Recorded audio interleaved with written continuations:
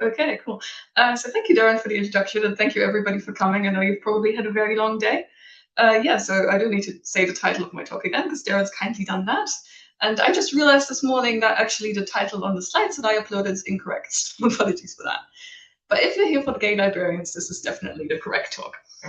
Okay, before we get going, I just really quickly want to define LGBTQ plus identity, or what I define as that anyway.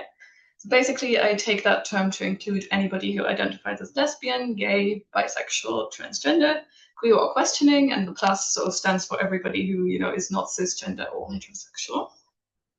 But throughout this talk, I'm mainly going to use the term queer, partly because that's easier to say, and also because that is what some of my participants use to identify themselves. So yeah, I'm going to try and talk about 25 minutes and then leave about 5-ish minutes for questions at the end if anybody has some. My slides are not moving. Oh, yes, they are. Here we go. Okay, so this talk is basically a mini version of my master's dissertation. And I'm just going to briefly give you some introduction to how this project came about. So initially, I wanted to do a dissertation on historical bibliography because I would have loved to spend several months in archives and libraries looking at beautiful old books. But eventually, I sort of thought about it and I was like, you know what? I think I want a topic that has a little bit more of a practical application, shall we say. And as I sort of started doing literature research and collecting some initial ideas, I came across this idea by Urietta and Het, 2019. That researchers, and especially qualitative researchers like me, often choose topics that have a personal relevance to them. And obviously, as a queer librarian, that is very much the case for me. So I really just wanted to understand my own experiences in librarianship a little bit better, and also the experiences of my peers. But initially, I wanted to look at the UK and the US because that sort of felt like the most pressing, country. And obviously, there are some very not great things going on in America at the moment, especially with regards to librarianship and LGBT rights. But my supervisor suggested, hey, there is already so much scholarship in the Anglophone world. You're German. Why don't you try looking at Germany instead? Supervisors do like a novel focus. And initially, I was quite hesitant to do that because I was like, I'm going to have to do so much translation work, and I'm not sure if there is even any literature. But eventually, I was convinced, and I started digging for literature, and it turned out there was almost nothing. So I found one autobiographical account by a German lesbian librarian from the 1990s, and then there was nothing until 2023, or at least nothing that I could find. And I think that's what really made me decide to pursue this project, because I was quite shocked and quite angry that there was nothing. I was like, okay, well, if no one else has studied this, then I am going to do it. And for people who might not be familiar with sort of how queer librarianship works in Germany, I'm just going to give a little bit of context. So Germany is quite progressive on some aspects of queer identity. So for example, there is an officially recognized third gender option in job applications and sort of all aspects of public life. So you have male, female, and diverse. And German anti-discrimination legislation is also really good because that explicitly mentions gender identity in protected characteristics. But obviously, like many or almost all countries, I suppose you could say, around the world, Germany has been experiencing some very worrying political developments recently, with the rise of like right-wing parties and just very generally quite strong anti-queer voices. And I've also found that there seems to be much less of an EDI focus in general in German libraries. And what there is often tends to focus on race and disability, which are obviously two very, very important aspects. But it does mean that things like LGBTQ plus gender identities and sexualities often tend to be overlooked. And where that is looked at in libraries, the focus is often on patrons, and it's not on queer librarians themselves. And obviously, like many countries and many libraries around the world, Germany also struggles with censorship attempts of queer material, obviously not to the same extent as the US does, but it is still there and it is still worrying. And there's also like lack of staffing, lack of funding, which I think libraries around the world are struggling with at the moment. Obviously also lack of training around queer issues, a lack of awareness in general. And then all of these things are obviously going to have an impact on the ability of German libraries to do ADI work and perhaps also the willingness. But there are also some things that I have found to be unique to German libraries. And sort of hindering that research and that involvement in queer activism. So the first, I think, is this really strong idea that, libraries in Germany are supposed to be neutral and they're not supposed to be politically or socially engaged. And I think in the Anglophone world, there is that very strong understanding that they should be, but here we don't really have that. And also German as a language is quite strongly gendered. So you don't, you have Mr. and Mrs. And you don't really tend to address people by their first names in work context. So obviously that strong gender binary can feel really, really excluding to trans and gender diverse people. But it's not all doom and gloom. There has been some progress. So in 2023, the Queer Librarians Network was founded, which does exactly what it says on the tin. So basically, it's just a network of German queer librarians who are trying to raise awareness and conduct some research around the issues that queer librarians deal with. And I have found some slow increases in research thanks to them, and also thanks to some German library studies students who are doing dissertations on these things. And I sort of hope to be part of that trend with my study. Okay, that's enough context. What was I actually looking at? So I sort of had two broad research questions. And the first one was really centered around whether German LGBTQ+ library workers are out at work and what sort of supports or hinders them in this coming out process. And then the second question ties to the title of my talk, so that is looking at the rainbow point of view. So, how does queer identity shape and inform the professional practice of German librarians? And is there that unique queer way of working? And if there is, what does it sort of look like?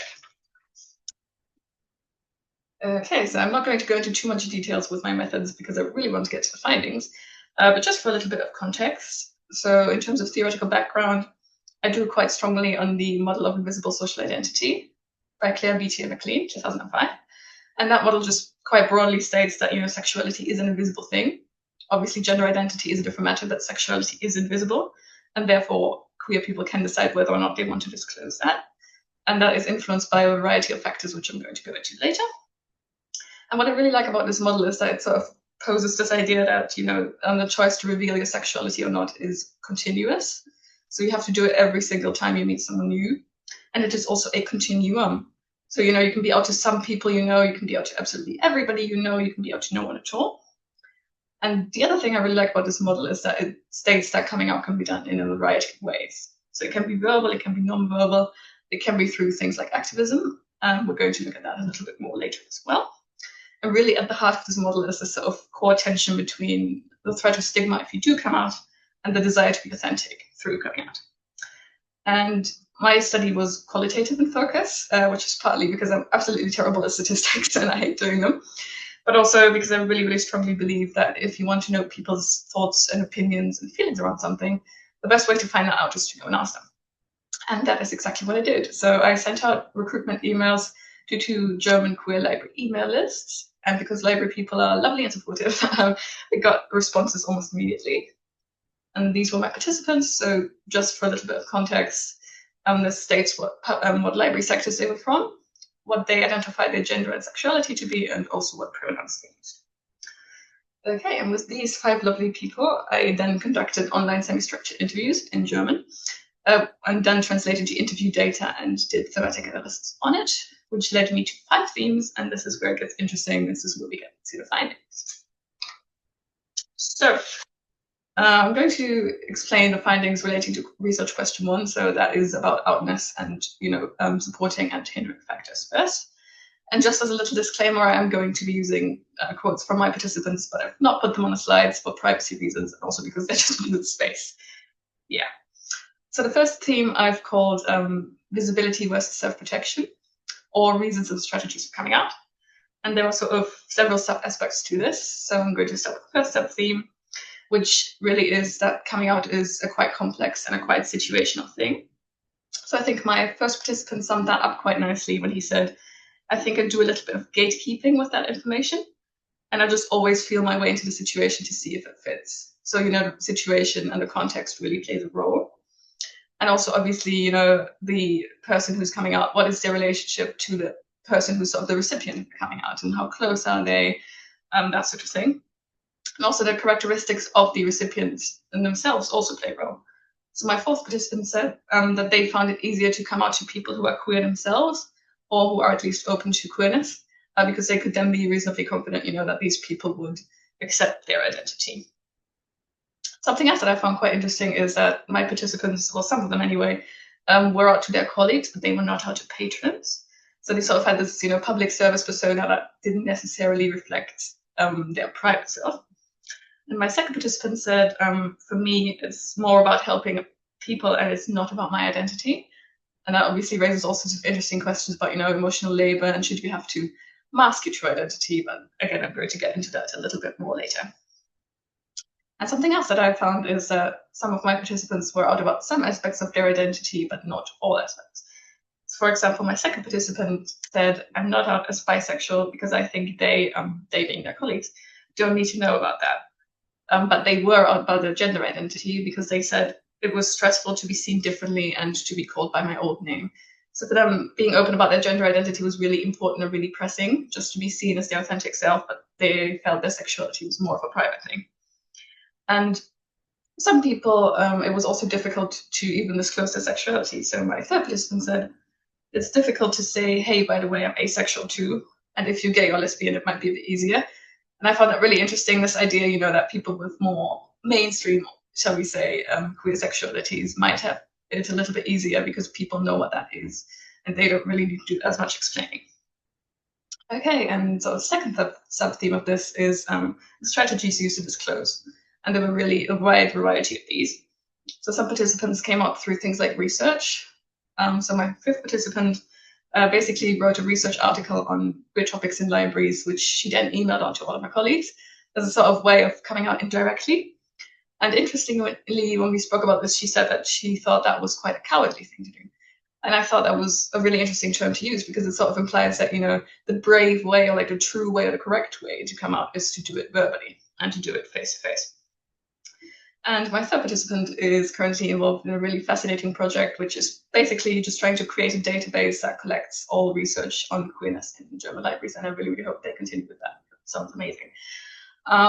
And for some of my participants, coming out was as simple as changing their name badge to a different name or to different pronouns or not including any pronouns at all. For some, it took the idea of, certain types of queer-coded appearance. So again, the same participant who identified as asexual, for example, wore a black ring because to them that was a symbol of asexuality. And they were sort of hoping that, other asexual people might pick up on that. And one of my participants, interestingly, said that they don't make an effort to pass, but they've also never officially come out. So, you don't always explicitly need to come out and you don't always verbally need to come out. And I think the third sub-theme of this is the reasons people had for coming out. And for some, that was quite personal.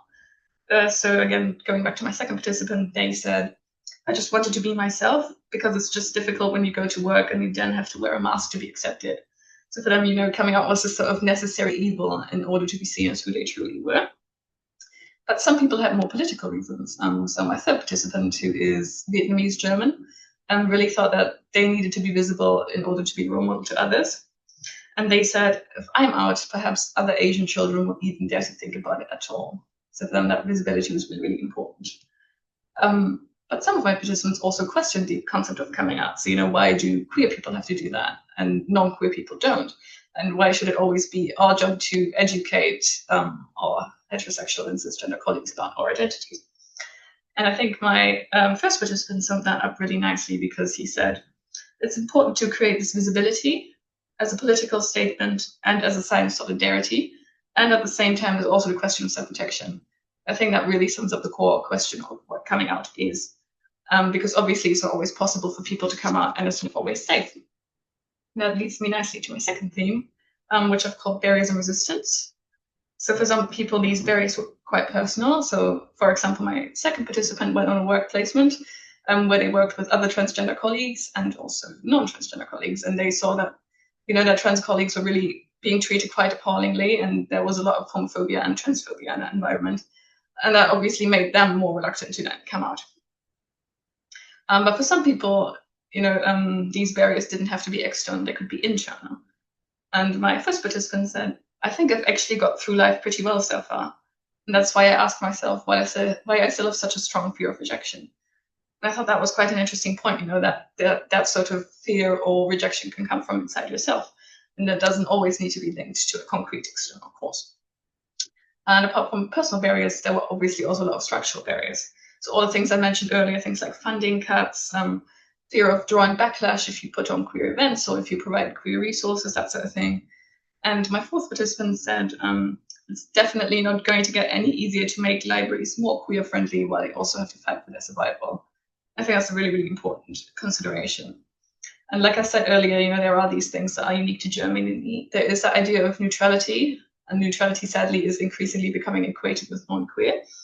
There is also that very gendered nature of German that is not really an equivalent to they as a pronoun. That is quite tricky.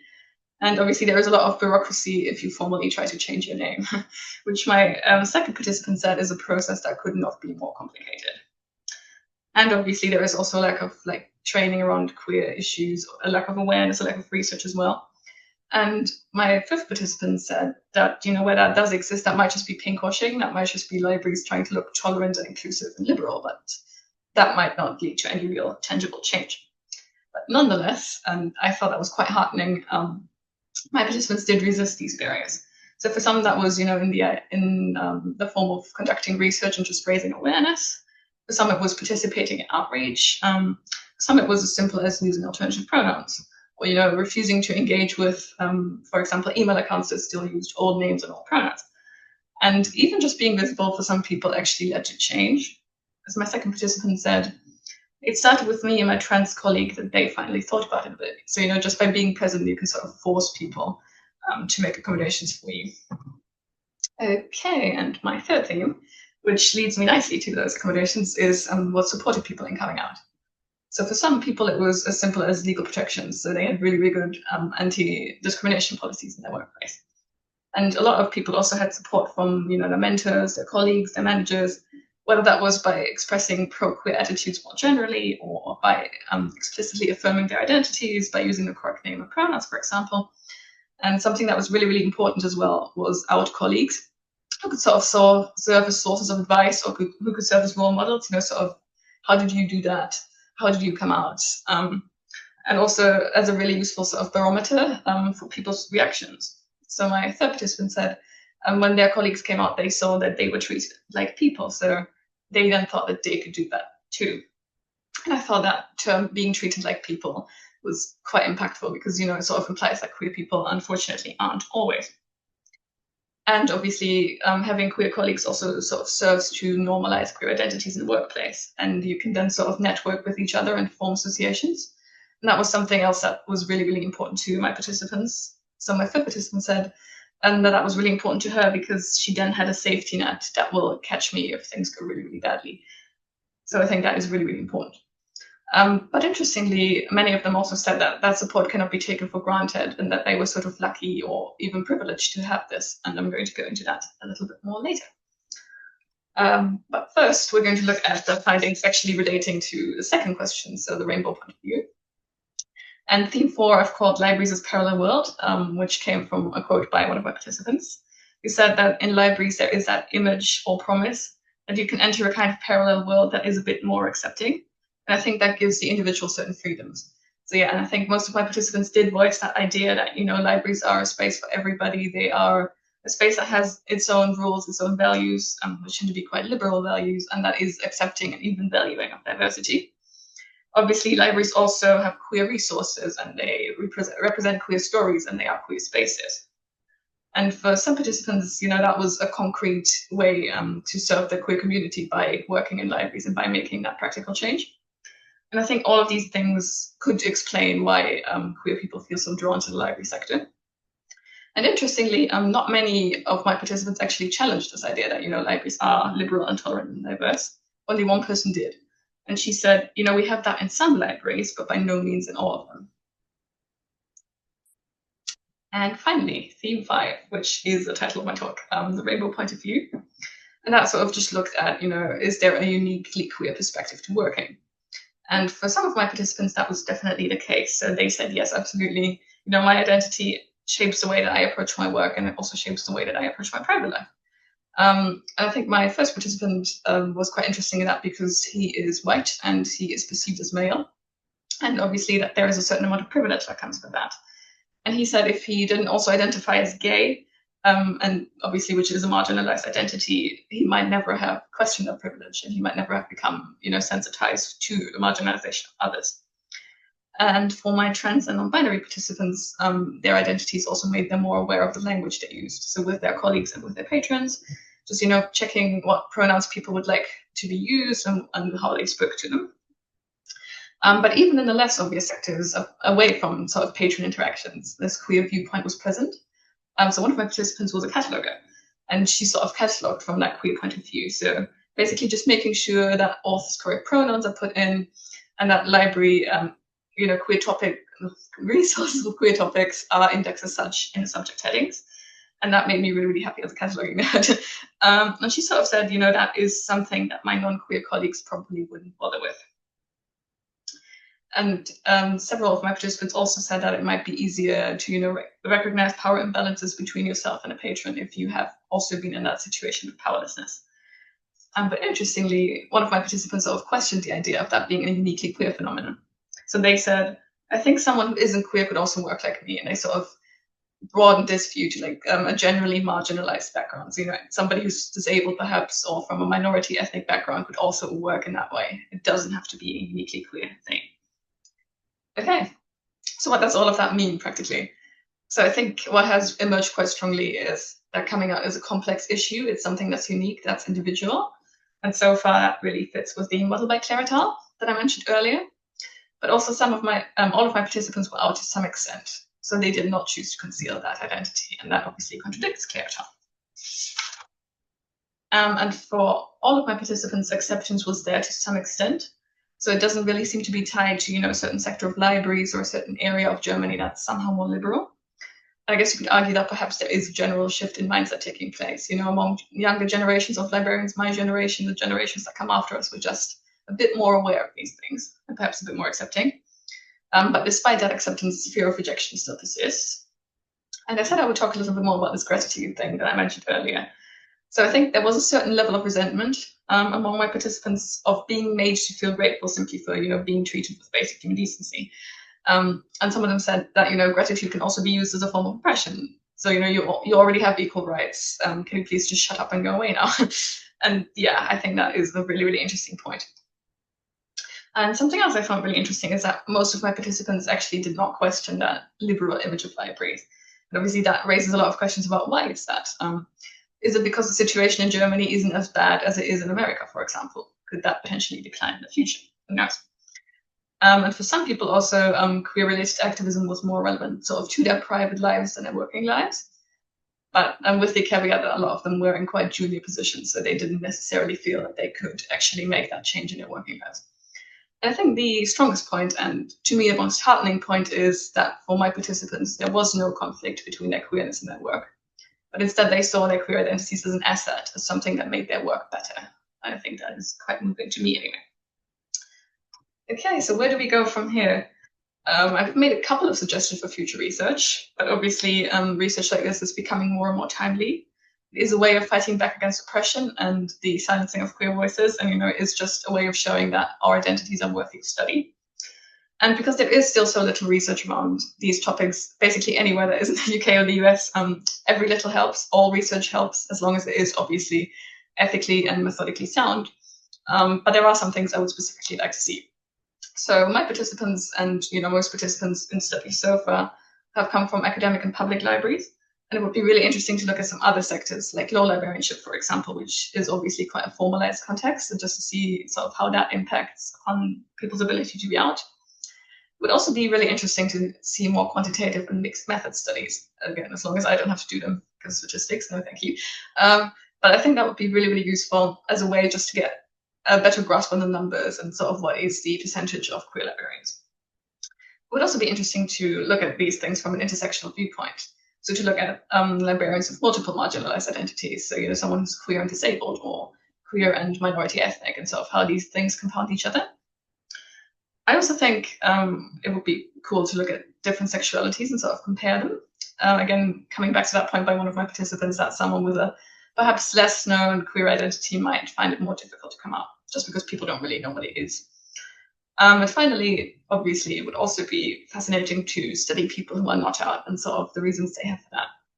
But obviously, that's really, really ethically complex, and we have to be very careful not to accidentally out anybody.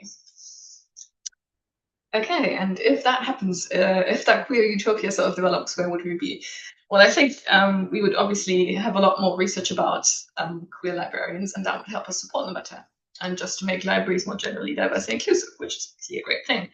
But I think it's really, really important to bear in mind that this is not just a fight of queer librarians. And it's not fair to put the onus on them and to put all that emotional labor on them. This really needs to be everybody's fight. And obviously the situation is very dire right now. But maybe that is the wake-up call that we need, to sort of advocate for things like better anti-discrimination policies, better training around queer identities. And I think that training really needs to be continuous. So you need to sort of refresh that continuously as identities change and new things develop. And it also needs to be mandatory, I think, for everybody. Because otherwise you're just preaching to the choir, you're just preaching to the people who already are accepting about these things. And I think another thing that's really important is we need to get better at hiring and retaining queer staff, especially the retaining part. And in Germany specifically, we really need to combat that image of neutrality, and we need to become more aware of the language we use and how that can be excluding to people. And as a closing thought, I would just like to leave you with this quote by Carmichael from 1996, which I think even 30 years later has lost none of its relevance. And he said, "No other profession possesses a comparable potential to make connections between ideas, worlds, lifestyles, and people. In order to accomplish that goal, however, the profession's own house must first be in order." I think if I've seen anything during this research, it is that librarians, queer and non-queer, are really working really hard to put their houses in order and to make libraries a more diverse and inclusive place. And, even if things are a little bit shite right now, that is something that gives me hope. And yeah, that's all I have to say. So if anybody has questions, I'm more than happy to take them now. Thank you. Lovely. Thank you so much, Julia. If we could all just express our thanks either in the chat or via reactions, I really enjoyed that. I have a question, but I'm going to see if anyone else has one first. So I'll just give it a few seconds. Yeah, definitely things going on in the chat. Cool. Okay. Well, I don't see anyone else asking a question, so I'm going to ask mine. You mentioned one of your participants talking about, sort of not all libraries and not all are the same. Did they elaborate on what it was that made them different? Was it rural versus urban? Was it the staff makeup? Was it the type of library that made some more friendly than others? That is a really good question, actually, but I don't think that she actually did it. I know, I wish she had. Maybe she did and I just forgot, but I think it was just really, really interesting to see that, I think that is definitely something that drew me to libraries, that they are supposed to be liberal and inclusive and really cool. And obviously a lot of libraries are, but that doesn't mean that we can't do better. And I personally think it definitely is, an urban rural thing to some extent. And it probably also is like a generational thing. So, like I said, younger people might be a little bit more open to that. Maybe I'm doing a disservice to older people. But yeah, I think those are two of the things. And perhaps also the library sector. Because one of my other participants said that, in academic libraries, they can be a little bit more formal, and that might also make it harder. Yeah. And I guess, who your user base are and things like that. And yeah. Lovely. Okay. I'm hoping for more questions. Okay. That's fine. Well, it's probably just as well. We are at 29 minutes past. So, but I think you'd put contact information on your... Yes, so that email address should work. If anybody thinks of anything afterwards, just ping it to me. Excellent. Also, good. With the title. Yeah. Excellent. Right. Thank you very much. I'm